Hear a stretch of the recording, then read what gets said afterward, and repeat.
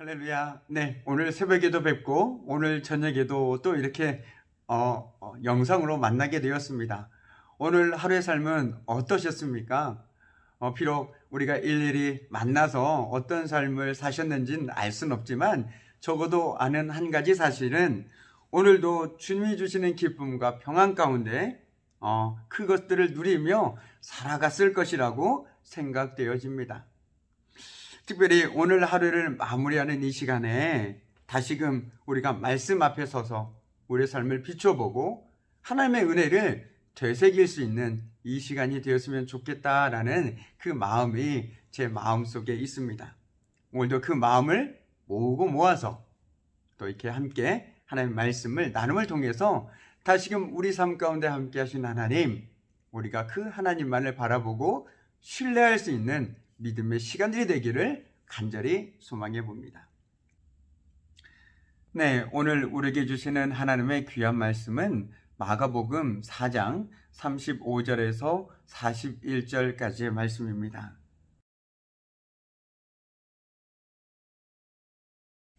그날 저물 때에 제자들에게 이르시되 우리가 저편으로 건너가자 하시니 그들이 무리를 떠나 예수를 배에 계신 그대로 모시고 가매 다른 배들도 함께 하더니 큰 광풍이 일어나며 물결이 배에 부딪혀 들어와 배에 가득하게 되었더라.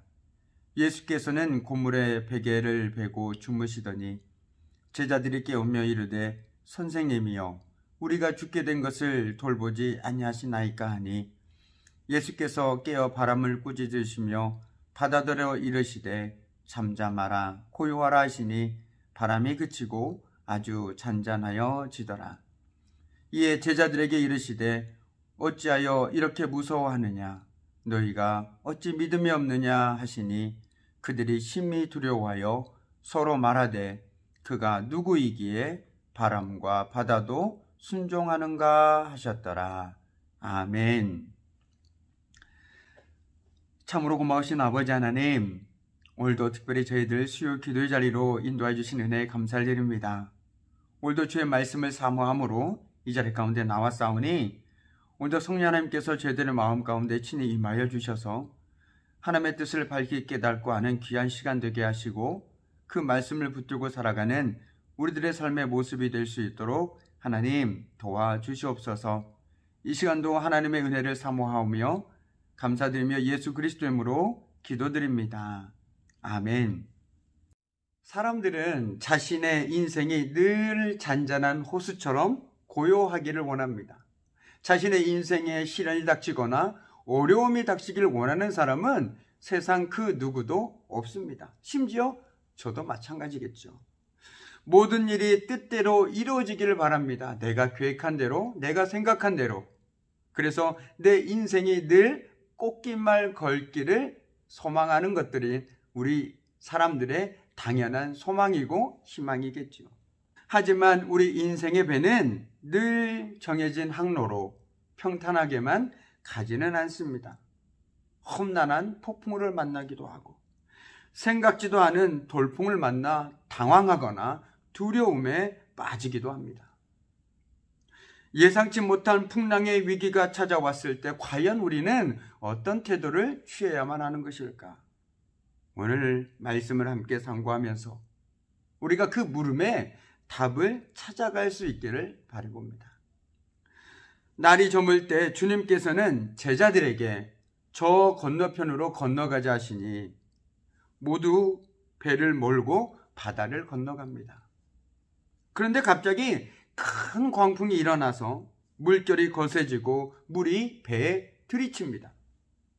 제자들은 당황할 수밖에 없었습니다. 그들이 생각해보지 못한 돌발 상황이요.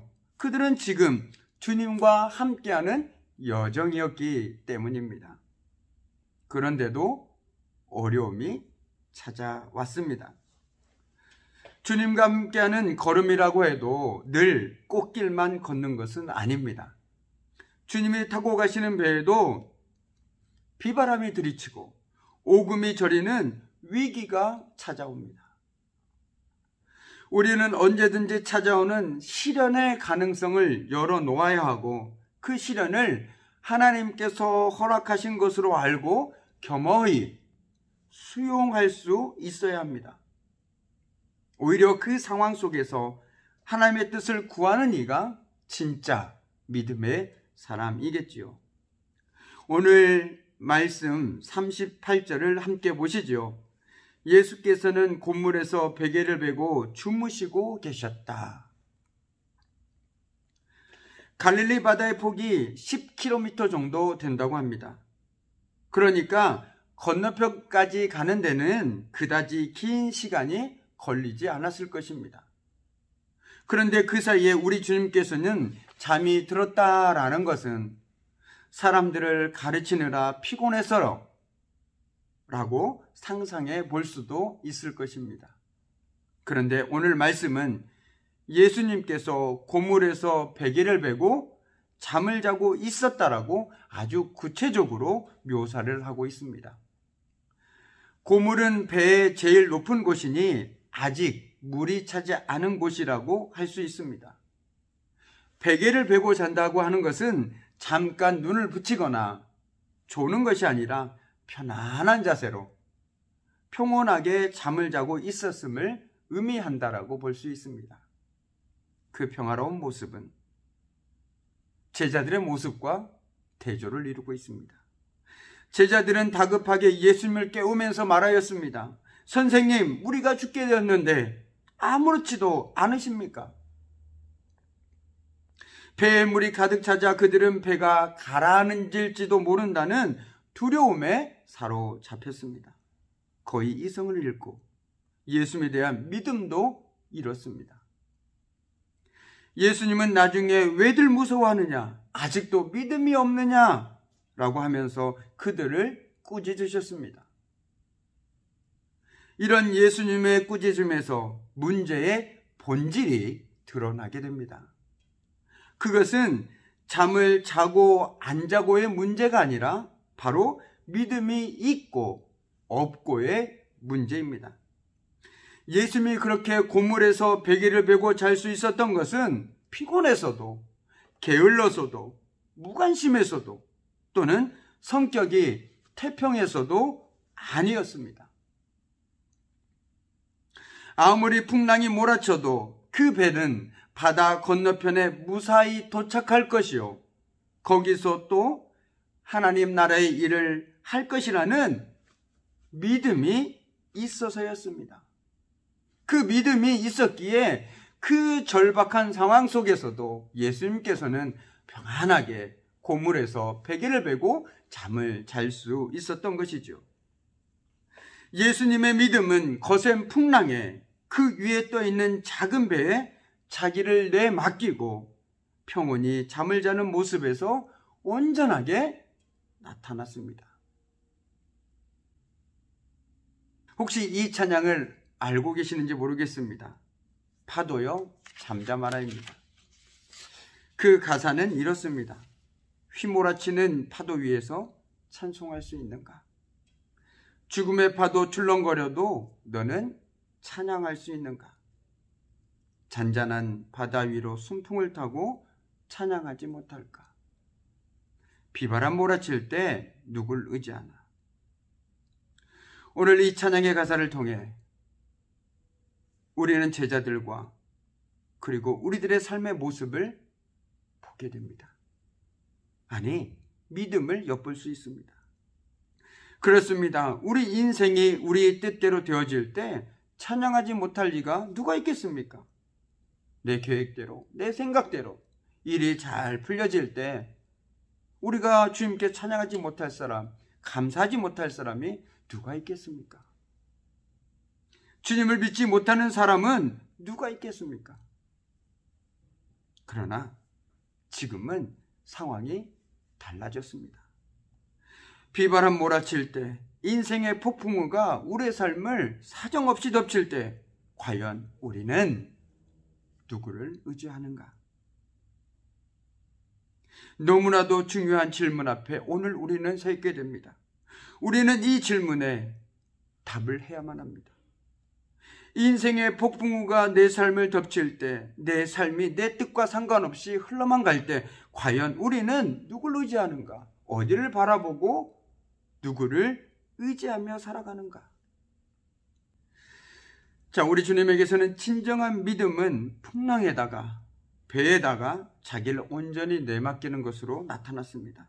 그래서 우리 주님은 쿨쿨 잠을 잘 수 있었던 것이죠. 반면에 자기를 내맡기지 못하는 제자들은 바람과 파도와 물을 보고 두려움에 사로잡혀 호들갑을 떨었고, 우리 주님은 그것을 믿음이 없는 것이라고 꾸짖고 있는 것입니다. 제자들은 그간 주님의 능력을 숱하게 목격했습니다.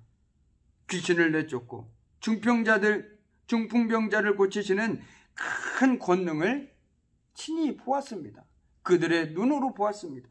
그럼에도 여전히 믿지 못하고 상황이 어려워지자 쉽게 두려움에 빠진 것입니다. 연약한 우리를 보는 듯합니다. 설악산에 흔들바위가 있습니다. 한 번쯤은 가보셨을 것이라고 생각되어집니다. 제가 갑자기 그 흔들바위 이야기를 하는 것은 우리의 삶이 바로 흔들바위 위에서 살아가고 있는 삶이 아닌가 하는 생각 때문입니다. 하나님을 믿는다고 하면서도 하루에도 수십 번 흔들리기를 수차례, 여전히 내 생각과 내 뜻이 믿음을 초월하기 때문인지도 모르겠습니다. 오늘 제자들 역시 우리 주님을 바라보기보다 그 사건에 더 집중하면서 자신들의 경험과 지식을 총동원했겠죠. 그 결과 그들은 말하지 않았습니까? 우리가 죽게 되었는데도. 지금 당장 그들을 덮칠 듯 덤벼드는 파도보다 평온히 주무시고 계시는 우리 주님을 더 신뢰하며 잠잠할 수는 없었을까? 오늘 우리 주님은 제자들에게 물었던 것처럼 우리들에게도 되묻고 있습니다. 우리는 비바람 몰아칠 때 누구를 의지하고 살아가야 하는가?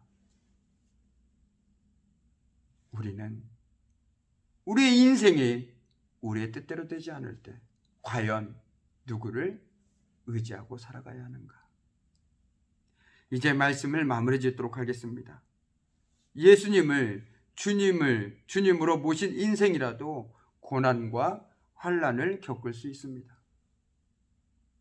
마음은 주님을 향하고 싶으나 곧 걱정하고 두려워하는 자신을 쉽게 볼 수가 있습니다. 하지만 그런 자신을 너무 정당화하지도 말고 너무 낙심하지도 말고 더욱 신뢰하는 일상으로 나아가는 계기가 되어야겠습니다. 넘어짐을 통해서 오히려 하나님을 바라볼 수 있는 계기, 디딤돌이 되어야 하겠습니다. 다시 일어나 더 온전하고 성숙한 신앙으로 나아가야 합니다. 바울도 로마로 가는 길에 광풍을 만난 적이 있습니다. 하지만 그는 두려워하지 않고 오히려 모든 이들을 위로하여 성숙한 모습을 보여주었습니다. 그는 말합니다. 여러분이여 안심하라. 나는 내게 말씀하신 그대로 되리라고 하나님을 믿노라. 아멘입니다. 나는 내게 말씀하신 그대로 되리라고 하나님을 믿노라. 이 믿음이 저와 여러분의 믿음이 되었으면 좋겠습니다. 누가 뭐라 해도 어떤 상황에서도 주님만 신뢰하겠다는 그의 담대한 신앙 고백입니다. 모든 상황 속에서 신실하신 하나님을 신뢰함으로 언제나 담대하게 주님만을 바라볼 수 있는 저와 여러분이 되어야 하겠습니다. 비바람이 몰아칠지라도 주님의 손을 꼭 붙들고 살아야겠습니다. 하루하루의 삶 속에서 후들거리는 무릎을 일으켜 세우고 오롯이 주님만 의지하며 살아가는 저와 여러분의 복된 삶이 되기를 간절히 소망해 봅니다. 네, 그리고 우리가 늘 해왔던 것처럼 함께하는 기도 3가지 기도 제목을 가지고 함께 기도했으면 좋겠습니다. 먼저는 담임 목사님 청빙을 위해서 우리 모든 성도가 함께 마음을 모아 기도하게 하시고 이 시간을 통해서 우리 또한 모든 성도님들이 주의 사랑으로 온전히 하나가 되어질 수 있도록, 연로하신 어르신들과 병원에 입원하여 그리고 또한 집에서 치료 중인 성도들에게 하나님의 치료하심과 위로하심이 함께하도록, 특별히 우리 김수근 장로님, 박순옥 권사님, 여광윤 집사님에게 위해서 또 함께 기도해 주시면 좋겠습니다. 끝으로 피로가 누적되고 있는 방역당국과 의료진 등 관계부처와 모든 직원들에게 하나님 주시는 힘과 건강을 더해 주시도록, 그리고 속히 코로나19가 진정 국면으로 돌아설 수 있도록 우리가 마음을 모아 함께 기도했으면 좋겠습니다.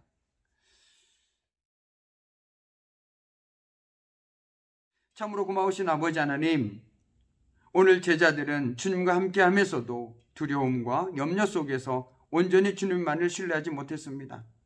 그러나 우리의 삶을 되돌아보았을 때 우리 역시 하나님만을 온전히 신뢰하기보다 지금 눈에 보이는 것들, 지금 일어난 일들을 더 의지하고 그것들에 두려워하며 낙심할 때가 너무나도 많이 있었습니다. 그러나 주님, 우리가 온전히 주님만을 바라보기를 원합니다. 주님만을 신뢰하기를 원합니다. 사도 바울의 고백처럼 나는 내게 말씀하신 그대로 되리라고 하나님을 믿노라라는 그 고백으로 우리도 하루하루의 삶을 살아가길 소망합니다. 주님, 우리에게 이 믿음을 주셔서 오늘도 온전히 주님만을 붙들고 살아가는 복된 믿음의 삶이 될 수 있도록 주님 도와주시옵소서. 감사드리며 예수 그리스도 이름으로 기도드립니다. 아멘.